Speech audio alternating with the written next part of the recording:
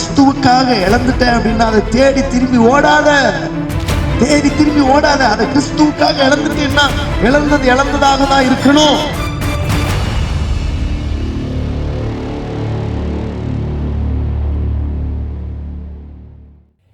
நம்ம எடுத்து வாசிக்கலாம். எபிரேயர் 11வது அதிகாரம் 15, 16 வசனங்களை நாம் வாசிக்கலாம். தாங்கள் விட்டு வந்த தேசத்தை நினைத்தார்களானால் அதற்கு திரும்பி போவதற்கு அவர்களுக்கு சமயம் கிடைத்திருக்குமே. அதையல்ல, அதிலும் மேன்மையான பரமதேசத்தையே விரும்பினார்கள்.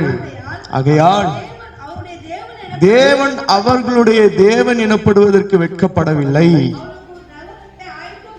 அவர்களுக்கு ஒரு நகரத்தை ஆயத்தம் பண்ணினாரே. அல்லேலூயா. வாசித்த அந்த வசனத்திற்கு நேராக நம்முடைய இருதயத்தை திருப்புவோமானால் அங்கே ஒரு காரியத்தை நம்மால் வாசிக்க முடியும். எபிரேயர் 11வது அதிகாரம் நம் யாவருக்கும் தெரிந்த ஒரு அதிகாரம் தான். அந்த எபிரேயர் 11வது அதிகாரம் விசுவாச வீரர்களுடைய பட்டியலை வெளிப்படுத்துகிற அருமையாய் ஆவிக்குரிய பிள்ளைகளை தட்டி எழுப்பக்கூடிய ஒரு அதிகாரமாய் அந்த அதிகாரம் காணப்படுகிறது. ஆதியாகமத்தின் தொடக்கம் முதல் முடிவு வரையிலும் விசுவாசத்திலே நிலைத்தவர்கள், விசுவாசத்திலே வளர்ந்தோங்கினவர்கள், விசுவாசத்திலே ஜெயத்தை பெற்றுக் கொண்டவர்கள், விசுவாசத்திலே சாதித்தவர்களுடைய பட்டியலை அங்கே வெளிப்படுத்துகிறது. அதை நாம் வாசித்திருக்கிறோம், அறிந்திருக்கிறோம், அநேக பிரசங்கங்களை கேட்டிருக்கிறோம். இந்த காலை வேளையில அருமையான தேவனுடைய ஜனமே, ஆண்டவர் நம்மோடு தான் பேசுகிறார், ஆண்டவர் நம்மோடு தான் அசைவாடி கொண்டிருக்கிறார், ஆண்டவர் நம்மோடு தான் உறவாடி கொண்டிருக்கிறார். அந்த உறவாடுதலின் அனுபவத்தை, அந்த பிரசன்னத்தை உணர்ந்தவர்களா வசனத்திற்கு நேராக நம்முடைய இருதயத்தை திருப்புவோமானால், வசனத்திற்கு நேராக நம்முடைய செவிகளை திருப்புவோமானால், வசனத்திற்கு நேராக நம்முடைய சிந்தைகளை திருப்புவோமானால் ஆவியானவர் நிச்சயமாய் உன்னோடும் என்னோடும் பேசுவார். வாசித்த அந்த வேத பகுதிக்கு நேராக நம்முடைய கண்களை திருப்பி மறுபடியும் வாசிக்கும் பொழுது அங்கே வசனம் சொல்லுகிறது. என்ன சொல்லுகிறது? தாங்கள் விட்டு வந்த தேசத்தை அவர்கள் நினைத்திருப்பார்களானால், தாங்கள் விட்டு வந்த தேசத்தை அவர்கள் நினைத்திருப்பார்களானால் என்று வசனம் சொல்லுகிறது. அருமையான தேவனுடைய பிள்ளைகளே, தேவன் அழைத்த பொழுது அவர்கள் எல்லாவற்றையும் விடுவதற்கு ஆயத்தமாய் இருந்தார்கள். ஏன் ஆயத்தமாய் இருந்தார்கள் என்றால், தாங்கள் விசுவாசிக்கிறவர் இன்னார் என்று அவர்கள் அறிந்ததினாலே, தேவனை அவர்கள் முழுமையாய் அறிந்ததினாலே எல்லாவற்றையும் இழக்க அவர்கள் ஆயத்தம் உள்ளவர்களாய் இருந்தார்கள். எல்லாவற்றையும் இழக்க அவர்கள் துணிவுள்ளவர்களாய் இருந்தார்கள். எல்லாவற்றையும் இழக்க அவர்கள் எல்லாவற்றையும் ஒப்பு கொடுத்தவர்களாக இருந்தார்கள். பிரியமானவர்களே, இந்த காலை வேளையில கர்த்தர் உங்களோடு தான் பேசுகிறார். தேவன் அழைத்த போது, தேவன் தெரிந்து கொண்ட போது நாம் விடுவதற்கு ஆயத்தம் உள்ளவர்களாக இருக்கிறோமா? எல்லாவற்றையும் இழப்பதற்கு ஆயத்தம் உள்ளவர்களாக இருக்கிறோமா? ஒரு காலத்திலே இழப்பதற்கு ஆயத்தமாக இருந்த தேவஜனம், இழந்த தேவஜனம் இன்றைக்கு திரும்பி பார்க்கக்கூடிய ஒரு நிலைக்கு தள்ளப்பட்டு இருக்கிறது. திரும்பி பார்க்கிறவன் தேவனுடைய ராஜ்யத்திற்கு தகுதியானவன் அல்ல என்று வேதம் சொல்லுகிறது. திரும்பி பார்ப்பதற்கு தேவன் அழைக்கவில்லை. தேவஜனமே, இந்த கடைசி நாட்களிலே அநேகர் விசுவாசத்தை விட்டு வழுவி போவார்கள், அநேகர் விசுவாசத்தை விட்டு பின்னிட்டு திரும்பி போவார்கள், கிறிஸ்துவை மறுதலித்து உலகத்தை பற்றி கொள்வார்கள். ஆனால் உங்களையும் என்னையும் தெரிந்து கொண்டவர், உங்களுக்காக எனக்காக ரத்தத்தை சிந்தினவர், அவர் அந்நாளிலே காத்துக் கொண்டிருக்கிறதை முழுமையாய் அறிந்து கொண்ட தேவஜனம் ஒரு நாளும் பின்னிட்டு திரும்பிவிடக் கூடாது, ஒரு நாளும் பின்னிட்டு பார்க்க கூடாது. பின்னிட்டு பார்க்கிறவன், பின்னே வாழ்ந்த வாழ்க்கையை நினைக்கிறவன் தேவனுக்கு பிரியமாய் வாழ முடியாது. ஓ ஜீசஸ், இயேசுவின் நாமத்தினால இந்த காலை வேளையில நமக்குள்ள ஒரு புது பலன் ஊற்றப்படட்டும். காரணம், புது பலத்தினால பின்னிட்டு திரும்பி பார்க்கிற அனுபவம் நம்முடைய வாழ்க்கையில வந்துவிடக் கூடாது. இன்னும் முன்னிட்டு தான் ஓட வேண்டும். முன்னே கடந்து சென்ற இயேசு அங்கே காத்து கொண்டிருக்கிறார். வாசித்த அந்த வேத பகுதியை மறுபடியும் நாம் வாசித்து இன்னும் அதிகமாக நம்முடைய வாழ்க்கையில வைராக்கியத்தை பற்றி கொள்ள கடவோம். வசனம் சொல்லுகிறது. என்ன சொல்லுகிறது என்றால், தாங்கள் விட்டு வந்த தேசத்தை அவர்கள் நினைத்தார்களானால், தாங்கள் விட்டு வந்த தேசத்தை அவர்கள் நினைத்தார்களானால், நோ நெவர், நினைக்கவே இல்லை என்று வேதம் சொல்லுகிறது.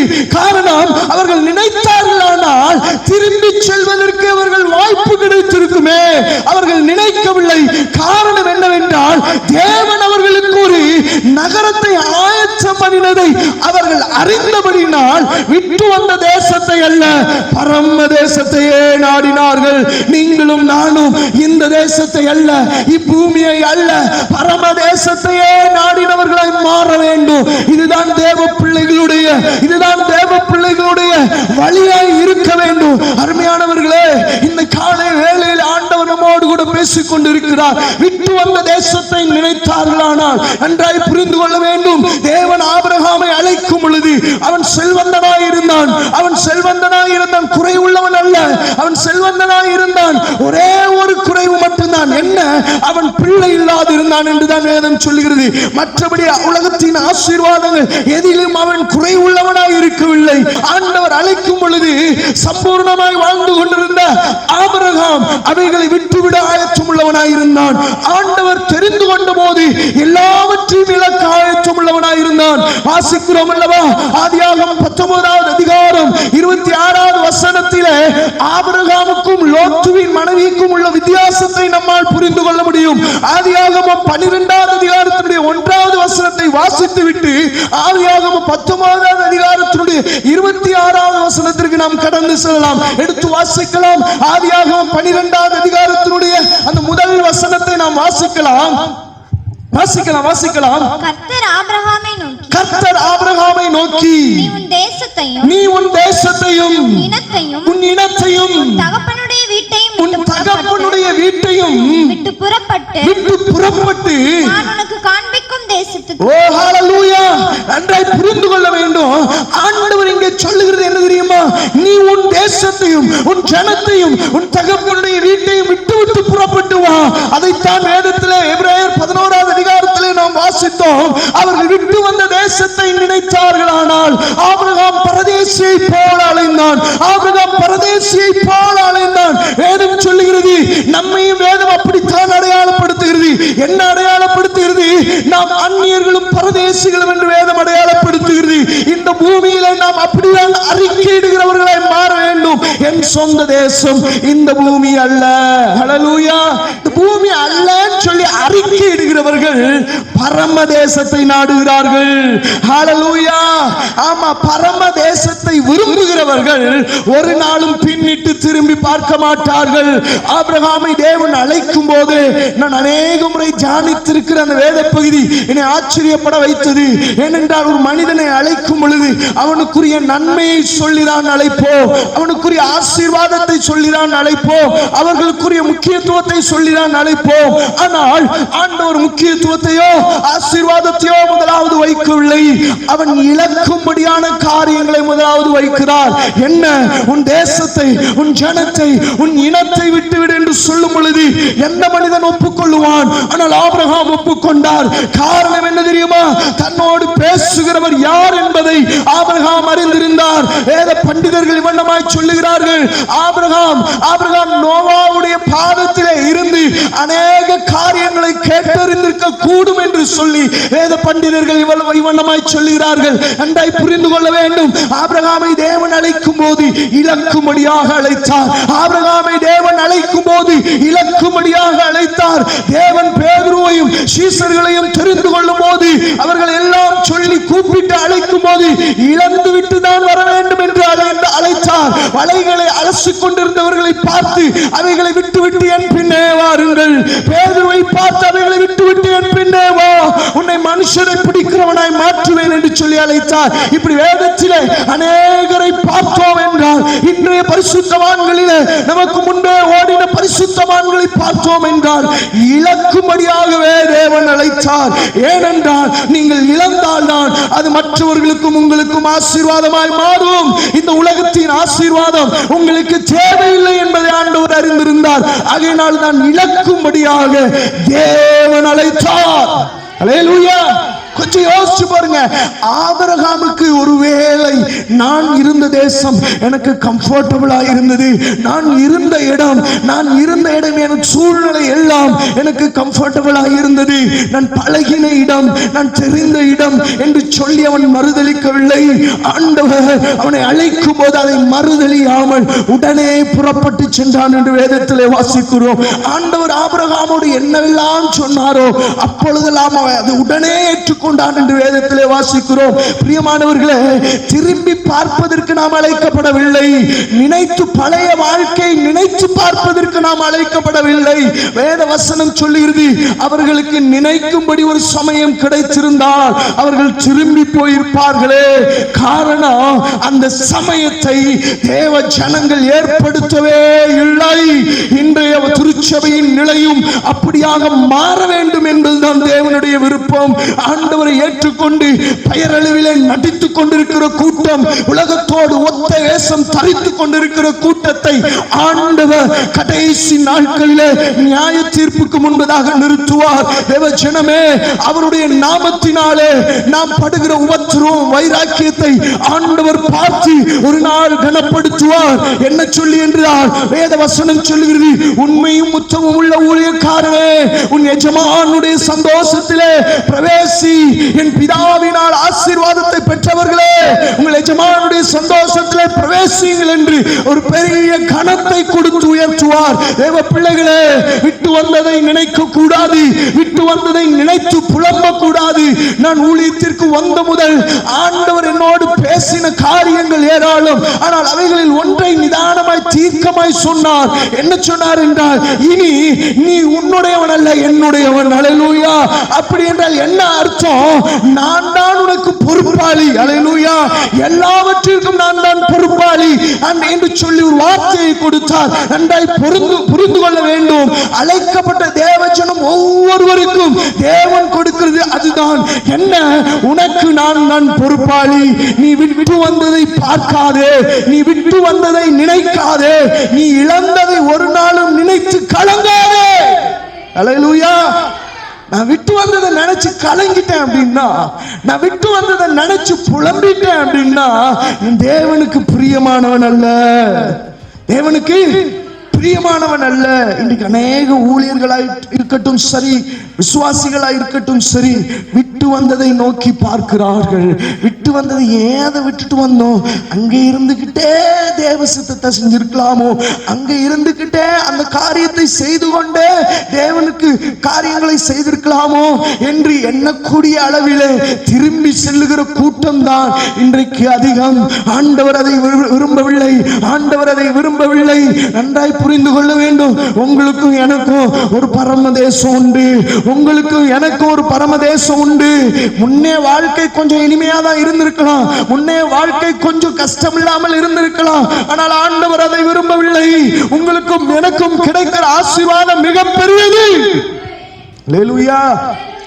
ஆபிரகாமுக்கும் லோத்துவின் மனைவிக்குள்ள ஒரு வித்தியாசம் என்ன அப்படின்னா, ஆபிரகாம் நன்மையும் சுகமாய் வாழ்ந்த மனுஷனை ஆண்டவர் பிரித்து எடுத்து ஆண்டவர் சொன்னார், நான் காண்பிக்கிற தேசத்திற்கு போப்பா, நான் காண்பிக்கிற தேசத்துக்கு போ, நான் காண்பிக்கிற தேசத்துக்கு போ என்று சொல்லி அவனுக்கு ஒரு அழைப்பை கொடுத்த பொழுது அதை புறந்தள்ளாமல் எல்லாவற்றையும் இழக்க துணி உள்ளவனாயிருந்தான், எல்லாவற்றையும் இலக்க துணி உள்ளவனாயிருந்தான். ஆனால் வேதத்திலே லோத்துவின் மனைவியை பார்க்கும் பொழுது அங்கே வசனம் சொல்லுகிறது. ஆதியாகமம் 19வது அதிகாரத்தினுடைய 26வது வசனத்தை நாம் வாசிக்கும் பொழுது, ஆதியாகமம் 19வது அதிகாரத்தினுடைய 26வது வசனத்தை நாம் வாசிக்கும் பொழுது வாசிக்கலாம், அவன் மனைவியோ பின்னிட்டு பார்த்து உப்பு தூணானாள். ஏன் லோத்துவின் மனைவி பின்னிட்டு திரும்பினாள்?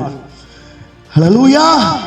தேவன் கிருபையாய் கொடுத்த அந்த வாய்ப்பு அது அவர்களுக்கு பெரியதாய் தெரியாமல் தேவன் கொடுத்த எச்சரிப்பை மீறி, ஏனென்றால் ஆண்டவர் சொன்னார், நீ இந்த சமபூமி எங்கும் நில்லாதே, மலைக்கு ஓடிப்போ, உன் ஜீவன் தப்ப ஓடிப்போ, பின்னிட்டு திரும்பி விடாதே என்று சொல்லி ஒரு எச்சரிப்பை கொடுத்து அவர்களுடைய ஜீவனை காத்து தப்ப பண்ணின தேவன் அவர்களுக்கு ஒரு வாய்ப்பை கொடுத்திருக்கும் பொழுது லோத்துவின் மனைவியோ பின்னிட்டு திரும்பினாள். ஏன் எச்சரிப்பை புறந்தள்ளினாள்? ஏன் பின்னிட்டு திரும்பினாள்? ஆபிரகாம் விட்டு வந்த தேசத்தை பின்னிட்டு திரும்பி நினைக்கவில்லை. ஆனால் லோத்துவின் மனைவி நினைப்பதற்கு காரணம் என்ன என்று வேதத்திலே நாம் வாசித்தால், ஆதியாகம புத்தகம் 13வது அதிகாரத்தினுடைய 10வது வசனத்தை நாம் வாசிக்கும் பொழுது, ஆதியாகம புத்தகம் 13வது அதிகாரத்தினுடைய 10வது வசனத்தை நாம் வாசிக்கும் பொழுது வாசிக்கலாம். அப்பொழுது லோத்து தன் கண்களை பார்த்து கவனமாய் புரிந்து கொள்ள வேண்டும். ஏன் லோத்துவின் மனைவி பின்னிட்டு பார்த்தார்? ஏன் லோத்துவின் மனைவி தேவனுடைய எச்சரிப்பை விட்டுவிட்டு பின்னிட்டு பார்த்தாள் என்றால், அவளுடைய கண்கள் அந்த தேசத்தை இச்சித்தது. அவளுடைய கண்கள் அந்த சுகமான வாழ்க்கையை விரும்பினது. அவளுடைய கண்கள் அந்த தேசத்தை விட்டு பிரிய மனதில்லாமல் போனது. அதன் நிமித்தமே பின்னிட்டு பார்த்தாள். ஏன் பின்னிட்டு பார்த்தாள் என்று வேதம் அந்த தேசத்தை குறித்து சித்தரிக்கிறது, விவரிக்கிறது. என்ன விவரிக்கிறது என்றால், வாசிக்கலாம். யோர்தான் நதிக்கு அருகான சமபூமி முழுவதும் நீர்வளம் பொருந்தினதா இருக்க கண்டார். காரணம் என்ன அப்படின்னா, லோத்து அநேக ஆடு மாடுகளை உடையவனாய் இருந்தான். அதற்கு காரணமாய் இருக்கிற அந்த ஆடு மாடுகளுக்கு உகந்ததாய் இருக்கிற தேசம்தான் நமக்கு நல்லதென்று அவன் நிதானித்தான், நமக்கு நல்லதென்று அவன் அறிந்திருந்தான். அதை அவள் மனைவியும் ஒத்துக்கொண்டிருப்பாள். அல்லேலூயா. வாசிக்கும் பொழுது, தொடர்ந்து வாசிக்கும் பொழுது, கர்த்தர் சோதோமையும் குமராவையும் அழிக்கும் முன்னு சோவாருக்கு போகும் வழி மட்டும் அது எப்படி இருந்தது என்றால், அது கர்த்தருடைய தோட்டத்தை போல இருந்தது. நன்றாய் புரிந்து கொள்ள வேண்டும். கர்த்தருடைய தோட்டம் என்று சொல்லவில்லை, கர்த்தருடைய தோட்டத்தை போல இருந்தது. இந்த உலகம் சில நேரம் நமக்கு அப்படித்தான், உலகத்தின் ஆசீர்வாதமும் சில நேரம் நமக்கு அப்படித்தான் இருக்கும். அது கர்த்தர் தந்ததென்று, கர்த்தர் நமக்கு கொடுத்ததென்று நம்மால் அடையாளம் கண்டுகொள்ளாத வண்ணம் உலகம் கொடுத்ததா அல்லது கர்த்தர் கொடுத்ததா என்று சொல்லி அடையாளம் கண்டுகொள்ளாத வண்ணம் அப்படியே இருக்கும். வசனம் சொல்லுகிறது, பிசாசும் ஒளியின் தூதனுடைய வேஷத்தை தரித்துக் கொள்வான் என்று. நன்றாய் புரிந்து கொள்ள வேண்டும் தேவ ஜனமே. வஞ்சிக்கப்படுகிற காரியங்கள் நம்மால் தெளிவாய் புரிந்து கொள்ள முடியாத அளவிலே உண்டு. காரணம் என்ன தெரியுமா? உலகம் கிறிஸ்து கொடுக்கிற, தேவன் கொடுக்கிற ஆசீர்வாதத்தை போல உலகமும் ஆசீர்வாதத்தை கொடுக்கும். இது தேவன் கொடுக்கிறாரா அல்லது உலகம் கொடுக்கிறாரா என்பதை அறிய வேண்டியது நம்முடைய கடமை. அதை தெளிவுள்ளவர்களாய் இருக்கணும். புரிந்து கொள்ளுங்க. வசனம் சொல்லுகிறது, அதை சோவாருக்கு போகிற வழி மட்டும் அது தேவனுடைய தோட்டத்தை போலவும் எகிப்தை போலவும் செழிப்பாய் இருந்தது. உலகத்தின் அழகிலே மயங்கினவர்களாய் இதுவரையிலும் சுகமாய் வாழ்ந்திருந்திருக்கார்கள், இதுவரையிலும் சுகமாய் இருந்திருக்கிறார்கள். ஆகையினாலே அவைகளை விட்டு வருவதற்கு அவர்களுக்கு விருப்பமில்லை. அவைகளை விட்டு வருவதற்கு உலகத்தின் இச்சை என்னை என்ன செய்யும் அப்படின்னா பின்னிட்டு இழுக்கும். உலகத்தின் இச்சை என்னை பின்னிட்டு இழுக்கும். அவைகளை விட்டு வருவதுதான் தேவ பிள்ளையினுடைய வாழ்க்கையில ஜெயம். நன்றாய் புரிந்து கொள்ள வேண்டும். இதில் லோத்துவின் மனைவி தவறினாள். நல்லா புரிஞ்சுக்கணும். லோத்துவின் மனைவி தவறினதின் விளைவு உலகத்திற்கு ஒரு பெரிய சாபத்தை கொடுத்தார். தன் சந்ததியே சபிக்கப்பட்ட ஒரு சந்ததியாய் மாற்றிவிட்டாள். அவள் உயிரோடு இருந்திருந்தால் அந்த நிலை வந்திருக்கிறாதே. அவள் உயிரோடு இருந்திருந்தால் அந்த நிலை வந்திருக்காதே. லோத்துவின் மனைவி உலகத்தை இச்சித்ததின் நிமித்தம், தேசத்தை இச்சித்ததின் நிமித்தம் பின்னிட்டு திரும்பினாள். எச்சரிக்கையை வெறுத்து. ஆனால் வசனம் சொல்லுகிறது, விசுவாச வீரர்களுடைய பட்டியலிலே வசனம் சொல்லுகிறது, அங்கே வசனத்தை வாசிக்கும் பொழுது நம்மால் புரிந்து கொள்ள முடியும். அதை அல்ல, அதிலும் மேன்மையான பரம தேசத்தை விரும்பினபடியினால் தங்கள் விட்டு வந்த தேசத்தை அவர்கள் நினைக்கவில்லை. அல்லேலூயா. தேவஜனமே, கடைசி காலத்துல சபை அடையாளமாய் வாழ வேண்டிய சபை இன்றைக்கு அலங்கோலமாய் வாழ்ந்து கொண்டிருக்கிறது. காரணம் என்ன அப்படின்னா, எதையெல்லாம் விட்டுட்டு வந்தாங்களோ அதையெல்லாம் உள்ள கொண்டு வந்தாச்சு. எதையெல்லாம் விட்டுட்டு வந்தாங்களோ அதெல்லாம் உள்ள கொண்டு, தேவன் அறிவிருக்கிற காரியங்கள் எல்லாம் இன்றைக்கு திருச்சபைகளுக்குள்ளே, இருதயத்தின் விருப்பங்களை எல்லாம் நிறைவேற்ற இடமா திருச்சபை மாறிடுச்சு இன்னைக்கு. அல்லேலூயா. தேவனுடைய இருதயத்தின் விருப்பம் தான் திருச்சபைகளுக்குள்ளே நடக்க வேண்டும். தேவன் அறிவிருக்கிற காரியங்கள் ஒரு நாளும் திருச்சபைகளுக்குள்ளே வரக்கூடாது. நன்றாய் புரிந்து கொள்ள வேண்டும். தேவன் விரும்புகிற காரியத்தை தவிர எது நடந்தாலும் அது நமக்கு ஆபத்து தான். நல்லா புரிஞ்சுக்கணும், நமக்கு ஆபத்து தான். ஜனமே, கட்டடம் அல்ல சபை, நீ நானும் தான் சபை. கட்டடம் கூடி வருகிற ஒரு இடம், அவ்வளவுதான். நீ நானும் தான் தேவனுடைய ஆலயம் உனக்குள்ளே எனக்குள்ளே தேவன் அருவருக்கிற காரியம் உள்ள வந்துருச்சு அப்படின்னா நம்ம விட்டு வந்த தேசத்தை திரும்பி பார்த்துருக்கிறோம்னு அர்த்தம். நம்ம விட்டு வந்த தேசத்தை, யார் விட்டு வந்த தேசத்தை திரும்பி பார்ப்பாங்க தெரியுமா? யார் விட்டு வந்த இடத்தை திரும்பி பார்ப்பாங்க தெரியுமா? வசனம் சொல்லுகிறது, பிசாசு ஒரு மனிதனை விட்டு புறப்படும் பொழுது புறப்பட்டு வேற எல்லா இடத்திலும் சுத்தி திரிந்து அலைந்து ஒன்றும் காணாமல் தான் புறப்பட்டு வந்த இடத்தை வந்து திரும்பி பார்க்கும்போது அது ஜோடித்து பெருக்கப்பட்டு நல்ல அழகா இருந்துச்சு அப்படின்னா உடனே அதுக்குள்ள வந்து தண்ணிலும் பொல்லாத வேறு ஆவிகளையும் கூட்டிட்டு வந்து இருப்பான்னு சொல்லு. ஏன்னா வெறுமையா இருந்துச்சுன்னா பிசாசு மறுபடியும் திரும்பி அவன் தான் திரும்பி வருவான். அவன் தான் திரும்பி பின்னிட்டு பார்க்கிறவன் அவன் தான். தேவஜனம் பின்னிட்டு பார்க்க கூடாது. தேவஜனம் பின்னிட்டு பார்க்கிறதுக்காக தேவன் அழைக்கவில்லை. ஆண்டவர் ஆபிரகாமை அழைச்ச உடனே அவனுக்கு தேசம் பெருசா தெரியல, தகப்பன் வீடு பெருசா தெரியல, அந்த சுகமான வாழ்க்கை பெருசா தெரியல. ஏன் பெருசா தெரியல? அவன் நோவாவுடைய பாதத்துல தேவன் செய்த நன்மைகளை கேட்டு அறிந்து அந்த சத்தத்தை கேட்ட மனிதனாகிய நோவாவிடத்துல அநேக காரியங்களை கேட்டு கேட்டு ஒருவேளை தெரிஞ்சிருக்கலாம், அல்லது நோவா சொல்லியிருக்கலாம் இல்லையா? அதை கேட்டு அவன் அதை விருப்பமுற்றவனாக அதை அல்ல, இனி ஒரு தேசம் நமக்காக வரப்போகுது, தேவன் ஒரு வாக்குத்தத்தத்தை நமக்கு பண்ணி இருக்கிறாரே என்று சொல்லி அந்த நம்பிக்கையோடு வாழ்ந்தபடினால ஆண்டவர் பேசின உடனே அவன் ஆயத்தம் உள்ளவனாயிருந்தான். சொல்லுகிறது, தேராக மறுத்த உடனே தேராகோட தான் கிளம்பி வர்றாரு ஆபிரகாம். தேராகோட தான் நீங்க அதே ஆதியாகமம் 12-11 அதிகாரத்தினுடைய கடைசி வசனம் வாசிக்கும் பொழுது வாசிக்கலாம். ஆதியாகமம் 12-11 அதிகாரத்துடைய 31வது வசனத்தை வாசிக்கும் பொழுது வாசிக்கலாம். தேராகு தன் குமாரனாகிய ஆபிரகாமோடு ஆபிரகாமையும் லோத்துவையும் குமாரன் ஆபிரகாமுடைய மனைவியாகிய தன் மருமகள் சாராயையும் அழைத்துக் கொண்டு அவர்களுடனே கல்தேயருடைய பட்டணத்தை விட்டே கிளம்பியாச்சு. ஆண்டவர் சொல்லிட்டாரு. ஆண்டவர் சொன்ன குடும்பத்தினிடத்துல அறிவிக்கிறான். அது குடும்பத்தினிடத்துல அறிவித்த பொழுது குடும்பமா என்ன பண்ண ஆரம்பிச்சிட்டாங்க? கிளம்ப ஆரம்பிச்சிட்டாங்க. எங்கிருந்து? கல்தேயர் என்கிற ஊர் என்கிற கல்தேயருடைய பட்டணத்திலிருந்து கிளம்ப ஆரம்பிச்சிட்டாங்க. கானான் தேசத்துக்கு போக புறப்பட்டான். யாரும் சேர்ந்துதான் புறப்பட்டு இருக்காங்க. தேராகும் சேர்ந்து முழு குடும்பமும் சேர்ந்துதான் புறப்பட்டுச்சு. ஆனால் தேவனுடைய திட்டம் என்பது வேறு. தேராகுடைய வழி வேறு, தேவனுடைய வழி வேறு. தேராகுடைய எண்ணங்கள் வேறு, தேவனுடைய எண்ணங்கள் வேறு. ஆண்டவர் பார்த்தாரு, நீ குடும்பமா கிளம்பி வர்றதெல்லாம் ரைட்டு தான், ஆனால் நீ வந்தேன்னா என் பிள்ளையினுடைய வழியை கெடுத்துருவேன்னு சொல்லி ஆண்டவர் அவனுடைய ஆயுஷ் நாட்கள் அங்கே முடித்தார் என்றாய் புரிந்து கொள்ள முடியும். அவன் அங்கு வேதவசனம் சொல்லுகிறது, அவன் எங்க மரிச்சானா? ஆரானிலே அவன் மரித்த பொழுது ஆரான் மட்டும் வந்தபோது அங்கே இருந்து விட்டார். ஏன்னா புரியுதா? குடும்பமா கானானுக்கு தான் கிளம்புனா. குடும்பமா எங்க தான் கிளம்புனா? கானானுக்கு தான் கூட்டிட்டு போறான். ஆனால் தேவன் பேசினது யார் கூட தான்? ஆபிரகாம் கூட தான். தேவன் பேசினது ஆபிரகாம் கூட தான். ஆனால் வேதம் சொல்லுகிறது, முழு குடும்பமாய் எங்கே கிளம்பினார்கள்?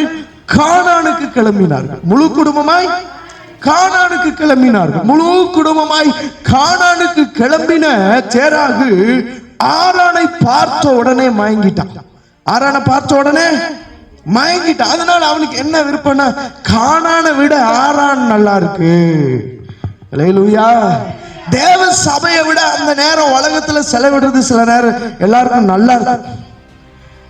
தேவனுக்காய் வாழுகிறதை விட உலகத்துல அந்த இன்பங்களை அனுபவிக்கிறது சிலருக்கு நல்லா இருக்கும்.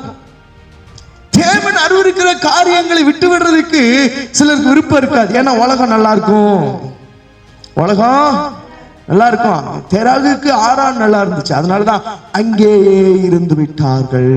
வசனத்தை கொஞ்சம் நல்லா அழுத்தம் திருத்தமா வாச்சிங்கன்னா உங்களால புரிஞ்சு கொள்ள முடியும். தேராகு கானானுக்கு செல்வதற்கு தான் கிளம்பினான். ஆண்டவர் ஆபிரகாமோடு பேசும் பொழுது 74 வயது ஆபிரகாமுக்கு என்றாய் புரிந்து கொள்ள வேண்டும். ஆண்டவர் ஆபிரகாமோடு பேசும்போது ஆபிரகாமுக்கு 74 வயது.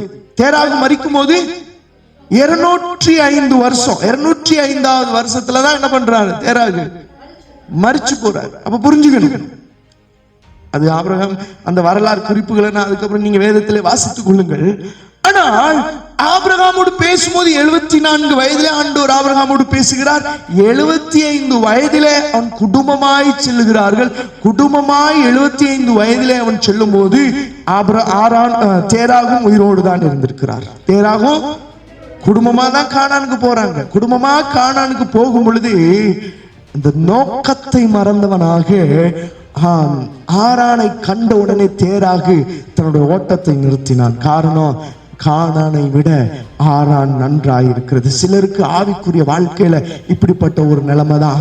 இந்த ஓட்டம் இப்படிப்பட்ட இந்த ஆவிக்குரிய அனுபவத்தை காட்டிலும் இந்த அனுபவம் நல்லா இருக்கு. இந்த நஷ்டங்களை காட்டிலும், தேவனுக்காய் ஏற்படுகிற இந்த நஷ்டங்களை காட்டிலும் இந்த காரியம் நன்றாய் இருக்கிறது.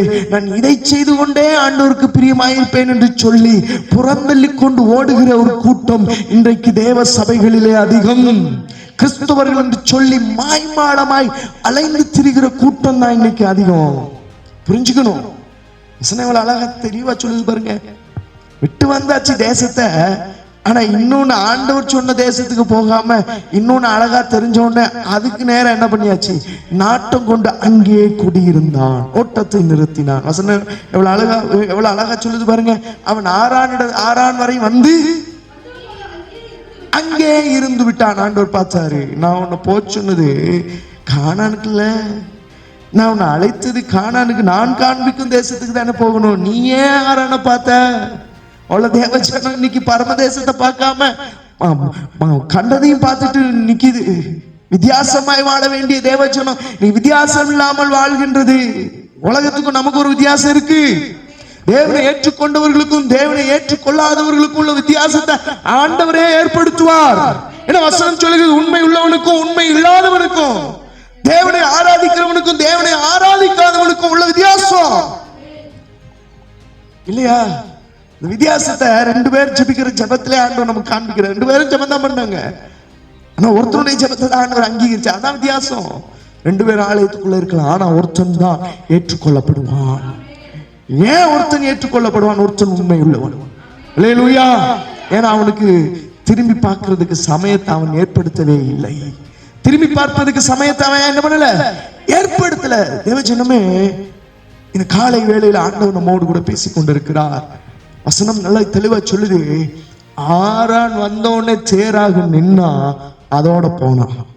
அல்லேலூயா. ஆரான் வந்தோடனே சேராகு நின்னா அதோட போனா. புரிஞ்சுக்கணும். ஆண்டவர் மறுபடியும் ஆண்டவர் சொல்ற, பாருங்க கிளம்பு, இதுவல்ல நான் உனக்கு காண்பித்த இடம், இதுவல்ல நான் உனக்கு காண்பித்த இடம், இது இல்ல. நோ. 2 கொரிந்தியர் 5வது அதிகாரத்தினுடைய 1வது வசனத்தை நாம் வாசிக்கும் பொழுது வசனம் சொல்லுகிறது, பூமிக்குரிய கூடாரமாகிய நம்முடைய வீடு அழிந்து போனாலும் தேவனால் கட்டப்பட்ட. புரியுதா? தேராகுக்கு பூமிக்குரிய கூடாரம் தான் பிடிச்சிருந்துச்சு. அதனாலதான் ஆரான் வந்த உடனே அந்த அழகுல மயங்கி அங்கேயே நின்றுட்டு ஆண்டவர் சொல்லுகிறார், பூமிக்குரிய கூடாரம் உனக்கு தேவையில்லைப்பா. பூமிக்குரிய கூடாரம் தேவையில்லை. அதனாலதான் வசனத்துல நம் எபிரேயர்ல வாசிக்கும் பொழுது அவர்கள் கூடாரங்களிலே குடியிருந்தார்கள். வீடுகள் கட்டல, டென்ட் தான், ஒன்லி டென்ட் தான். நல்லா புரிஞ்சுக்கணும். விட்டு வந்த தேசத்தை நினைக்கிறதுக்கு ஒரு நாள் என்ன பண்ணக்கூடாது. விட்டு வந்த தேசம்ன்றது மாத்திரம் இல்ல, எந்த காய், ஒருவேளை தேவனுக்காய் வேலைகளை இழந்தவர்கள் இருக்கலாம், தேவனுக்காய் சொந்தங்களை இழந்தவர்கள் இருக்கலாம், தேவனுக்காய் எரியாய்களும் ஒன்றை இழந்தவர்கள் இருக்கலாம். ஆனால் இழந்தவர்கள் தேவனுக்காய் நிற்கணும். இழந்தவைகளை கர்த்தர் கொண்டு வருவார். இழந்தவைகளை தேடி நீயும் நானும் போக கூடாது, கர்த்தர் கொண்டு வரணும். நானும் நீயும் இழந்தவைகளை தேடி போவதற்காக அழைக்கப்படவில்லை. நான் தேவனுக்காய் இழந்தவைகளாகவே இருக்கட்டும், அவைகளை கர்த்தர் கொண்டு வருவார். நான் போய் பிரயாசப்பட்டு அதை கொண்டு வரணும்னு அவசியம் இல்லை. நான் போக வேண்டிய வழியில முன்னாடி போயிட்டே இருக்கணும். அல்லேலூயா. நான் போக வேண்டிய வழியில முன்னாடி போயிட்டே இருக்கணும், ஓடிட்டே இருக்கணும். பவுல் அதை தான் சொல்லுகிறேன். என்ன சொல்றேன் தெரியுமா? பூமி கூடிய கூடாரம், இந்த கூடாரம் நமக்கு பெரிய விஷயமே இல்ல. இந்த கூடாரம் நமக்கு பெரிய விஷயமே, இதுக்குள்ள இருந்துட்டு நான் உன்னை தேடணும், இது பெர்மனன்ட் இல்ல, இது டெம்பரவரி. சொல்லுங்க, இது டெம்பரவரி. அதனாலதான் அழகா அந்த வசனத்தை வாசிக்கும் போது வாசிக்கலாம், பூமிக்குரிய கூடாரமாகிய நம்முடைய வீடு அழிந்து போனாலும் தேவனால் கட்டப்பட்ட கைவேலை அல்ல அல்லாத எபிரேயர்ல வாசிச்சோம் இல்லையா, தேவன் அவர்களுக்கு ஒரு நகரத்தை ஆயத்தம் பண்ணினாரே. அது மனுஷனுடைய கைவேலைப்பாடு அல்ல, தேவனே தம்முடைய கரத்தினாலே கட்டி இருக்கிறார். அல்லேலூயா. வசனம் சொல்லுகிறது கைவேலை அல்லாத நித்திய வீடு. அதான் பரம வாசஸ்தலம். பரம வாசஸ்தலத்துக்கு நேரம் ஓடுற பிள்ளைகள் திரும்பி பார்க்க மாட்டார்கள். விட்டு வந்த காரியத்தை திரும்பி பார்க்க மாட்டார்கள். நாம் எதை திரும்பி பார்க்கிறோம்? ஒன்றத்திற்கும் உதவாத காரியங்களை தான் திரும்பி பார்க்கிறோம். தேவனுக்கு கொடுக்க வேண்டிய அந்த மதிப்பு, தேவனுக்கு கொடுக்க வேண்டிய அந்த கனத்தை கொடுப்பதற்கு பதிலாக விட்டு வந்த காரியம், அதுதான் நமக்கு பெருசா தெரியுது இல்லையா? அதுதான் நமக்கு ஒரு காலத்திலே அவைகளை இழக்க துணிந்த ஜனம், இழந்த ஜனம் இன்றைக்கு இழந்ததை திரும்பி தேடிக்கொண்டு போய் கொண்டிருக்கிறது. அல்லேலூயா. நீ கிறிஸ்துவுக்காக இழந்துட்ட அப்படின்னா அதை தேடி திரும்பி ஓடாத, தேடி திரும்பி ஓடாத. அதை கிறிஸ்துவுக்காக இழந்துட்டேன்னா இழந்தது இழந்ததாக தான் இருக்கணும்.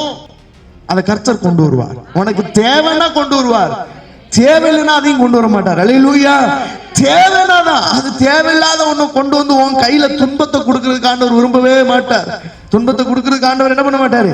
விரும்பவே மாட்டார். இல்லாதது இல்லாததுதான். அல்லேலூயா.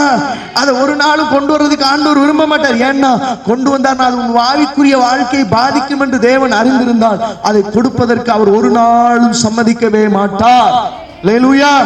அதனாலதான் வாசிக்கிறோம் இல்லையா, விட்டு வந்த தேசத்தை அவர்கள் நினைத்திருப்பார்களானால் திரும்பி செல்வதற்கு அவர்களுக்கு சமயம் கிடைச்சிருக்குமே. சமயம் ஆரம்ப வாழ்க்கை. அதுதான் வெளிப்படுத்துற விசேஷத்துல வாசிக்கிறோம் இல்லையா, நீ ஆதியில் கொண்டிருந்த அன்பை விட்டு விட்ட. ஆதியில் இருந்த அன்பு ரொம்ப பயங்கரம், ஆதியில் இருந்த அன்பு ரொம்ப அற்புதம், ஆதியில் இருந்த அன்பு ரொம்ப உற்சாகம். அதெல்லாம் சரிதான், அதெல்லாம் சரிதான்.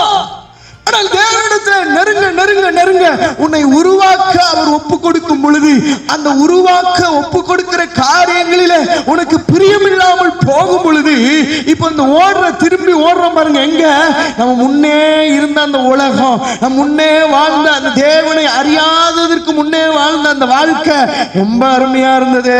யாருக்கும் பதில் சொல்லணும்னு அவசியம் இல்லை, யாருக்கும் எந்த காரியத்தில் உத்தரவாதம் கொடுக்கணும்னு அவசியம் இல்லை. எப்படி வேணாலும் வாழலாம். மனம் போல வாழ்க்கை. அந்த வாழ்க்கை ரொம்ப பிரியமா இருந்தது. ஆனால் தேவனிடத்திற்குள்ளே வரும் பொழுது, கிறிஸ்து இயேசுவை சொந்த இரட்சகராய் ஏற்றுக்கொண்ட பொழுது, எனக்கு முன்பதாக சில நிர்பந்தங்கள், சில நிபந்தனைகளை கர்த்தர் வைத்தார். என்ன? பரிசுத்தம் இல்லாமல் தேவன, இது நிபந்தனை. புரிஞ்சுக்கணும். இது நீ ஆண்டவர் தரிசிக்கணும் அப்படின்னா பரிசுத்தம் வேணும். அல்லேலூயா.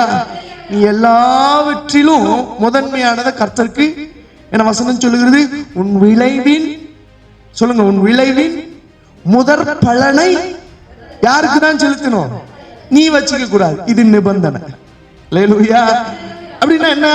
அதான் மத்தேயு 6வது அதிகாரத்துடைய 33வது வசனத்துல வாசிக்கிறோம் இல்லையா? முதலாவது அவ்வளவுதான், இதான் நிபந்தனை. ஆனால் கிறிஸ்துவை அறிந்து கொள்வதற்கு முன்பாக இப்படிப்பட்ட நிபந்தனைகள் எனக்கு இல்லை. நான் என்ன வேணாலும் செய்யலாம், நான் இப்படி வேணாலும் இருக்கலாம், நான் இப்படி வேணாலும் வாழலாம். ஆனால் கிறிஸ்துவை அறிந்து கொண்ட பிற்பாடு வழி இதிலே நடவுங்கள், வழி இதிலே நடவுங்கள், வழி இதிலே நடவுங்கள் என்று சொல்லி எனக்கு கட்டளை கொடுக்கிற, எனக்கு ஆலோசனை கொடுக்கிற ஒரு சத்தம் என் பின்னே பயணித்துக் கொண்டே இருக்கிறது.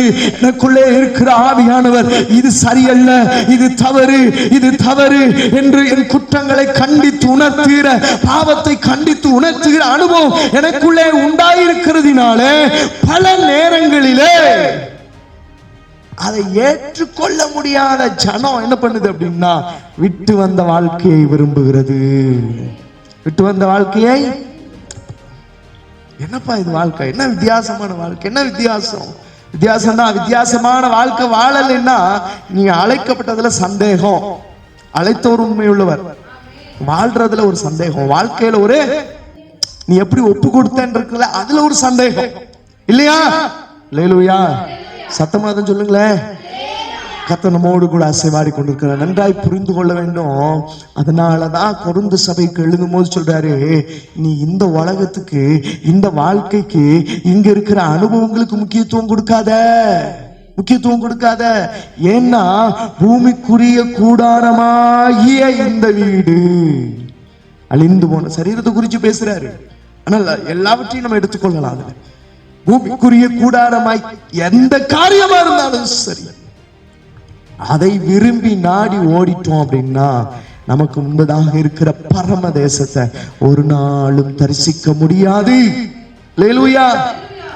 தொடர்ந்து நாம் வாசிக்கும் பொழுது லூக்கா 9வது அதிகாரத்தினுடைய 62வது வசனத்தை வாசிக்கும் பொழுது, லூக்கா 9வது அதிகாரத்தினுடைய 62வது வசனத்தை நாம் வாசிக்கும் பொழுது வாசிக்கலாம். அதற்கு இயேசு, கலப்பையின் மேல் கை வைத்தவன் பின்னிட்டு பார்க்கிற எவனும். ஆமென், அல்லேலூயா.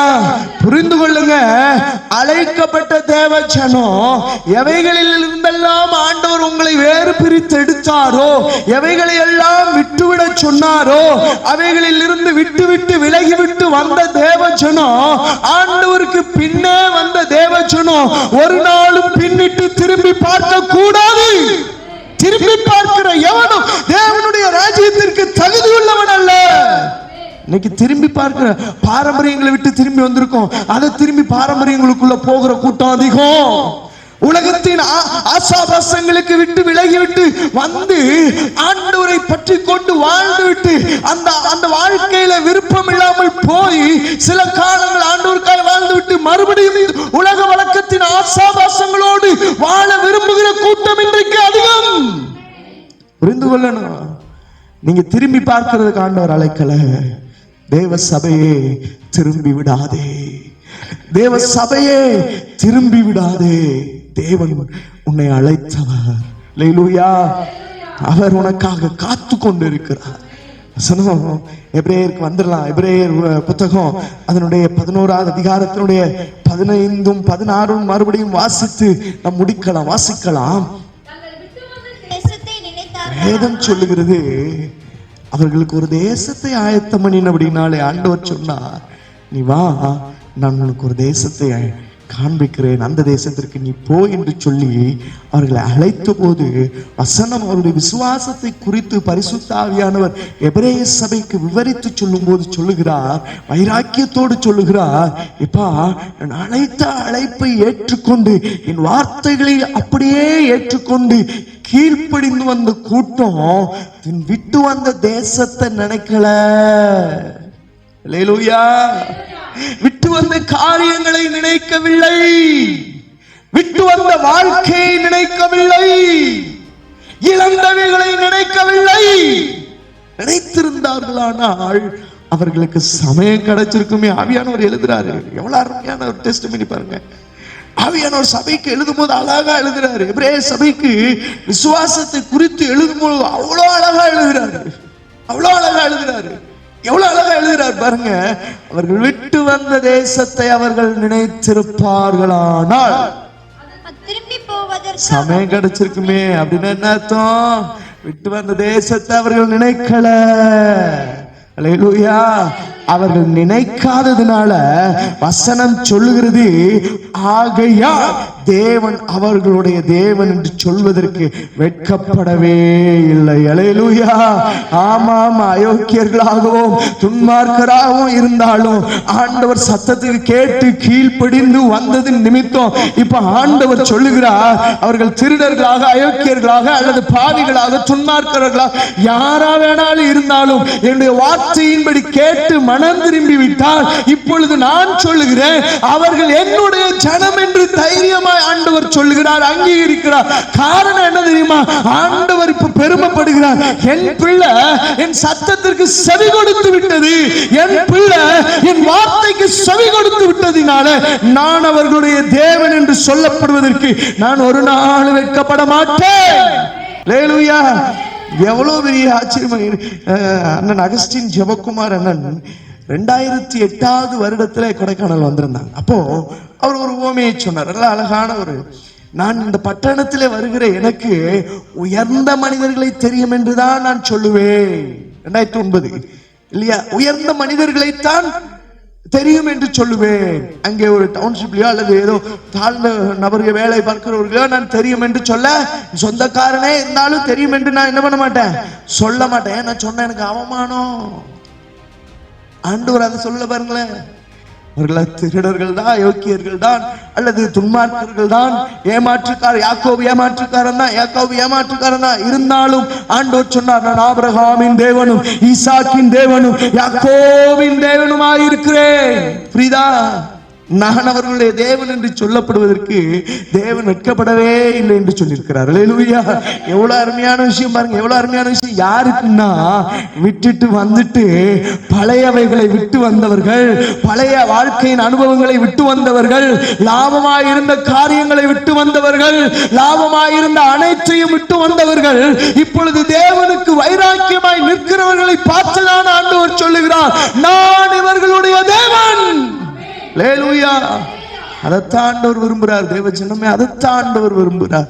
நீங்களும் நானும் ஆண்டவருக்காய் வைராக்கியமாய் நின்று விட்டோம் என்றால் தேவன் நம்முடைய பட்சத்தில் இருந்து நமக்காய் செய்யும் காரியங்கள் அதிகம். வசனத்தை மறுபடியும் ஒரு முறை வாசித்து விட்டு நான் ஜெபத்திற்கு நேராய் கடந்து போக விரும்புகிறேன். தாங்கள் விட்டு வந்த தேசத்தை, 15வது வசனத்தை நான் வாசிக்கும் பொழுது, தாங்கள் விட்டு வந்த தேசத்தை நினைத்தார்களானால் அதற்கு திரும்பி போவதற்கு சமயம் கிடைத்திருக்குமே. நன்றாய் புரிந்து கொள்ள வேண்டும். கிறிஸ்துவின் நிமித்தம் லாபமாய் இருந்தவைகளை எல்லாவற்றையும் விட்டு வந்த பிற்பாடு தன்னுடைய வாழ்க்கையில நஷ்டத்தை மட்டும் சந்தித்துக் கொண்டிருக்கலாம், தன்னுடைய வாழ்க்கையில தோல்வியை மட்டும் சந்தித்துக் கொண்டிருக்கலாம். இப்பொழுது அவன் நினைத்து விடக்கூடாது, நான் லாபமாய் வாழ்ந்தேனே, நான் அனைத்தையும் அனுபவித்து வாழ்ந்தேனே, அவைகளை விட்டுவிட்டு இன்றைக்கு நான் கஷ்டப்படுகிறது நியாயமல்ல என்று சொல்லி அவைகளை விட்டு வந்த அவைகளை திரும்பி பார்த்து ஓடுகிற கூட்டம் கர்த்தருக்கு தேவையில்லை. பிரியமானவர்களே, அதை நினைக்க கூட நமக்கு சமயம் கிடைக்க கூடாது. வசனம் தான் சொல்லுது, நினைச்சிருந்தா திரும்பி போறதுக்கு அவங்களுக்கு சமயம் கிடைச்சிருக்கு. நிறைய வாய்ப்பு இருந்துச்சு. யார் திரும்பி பாப்பான்னு சொன்னேன் இல்லையா? யார் திரும்பி பாப்பான்னா, விட்டு வந்த வாழ்க்கைய அறகுறையா விட்டு வந்தவன் நினைச்சு பார்ப்பான். யாரு திரும்பி பார்ப்பான் அப்படின்னா, விட்டு வந்த வாழ்க்கையின் மேல இச்சை இல்ல, அந்த இச்சையை விடாது இருக்கிற பாருங்க, அவன் என்ன பண்ணுவான், திரும்பி பார்ப்பான். நான் யார் திரும்பி பார்ப்பான்னு சொன்னேன்? பிசாசு திரும்பி வருவான். தேவஜனம் ஒரு நாளும் கலப்பையில கை வச்சிருச்சுன்னா திரும்பி பார்க்கவே கூடாது. கலப்பையின் மேல் கை வைத்தவன் ஒரு நாளும் தேவனுடைய ராஜ்யத்தை விட்டு திரும்பி போகவே கூடாது. திரும்பி பார்த்துட்டான்னா அவனால உழ முடியாது, அதான் அர்த்தம். திரும்பி பார்த்துட்டான்னா அவனால உழ இருக்கா அப்படின்னு நினைச்சிட்டு என்ன பண்ணிடுவான், அவ்வளவுதான், சோர்ந்து போய் நின்றுவான். அல்லேலூயா! இந்த காலை வேளையில கர்த்தர் நம்மோடு கூட பேசி இருக்கிறார். அருமையான தேவ ஜனமே, வசனம் சொல்லுகிறது, விட்டு வந்த தேசத்தை நினைத்திருப்பார்கள், ஆனால் அவர்கள் திரும்பி செல்வதற்கு வாய்ப்பு கிடைத்திருக்குமே, சமயம் கிடைச்சிருக்குமே. ஆனா அவங்க திரும்பி பார்க்கல. காரணம் என்ன? நினைக்கல.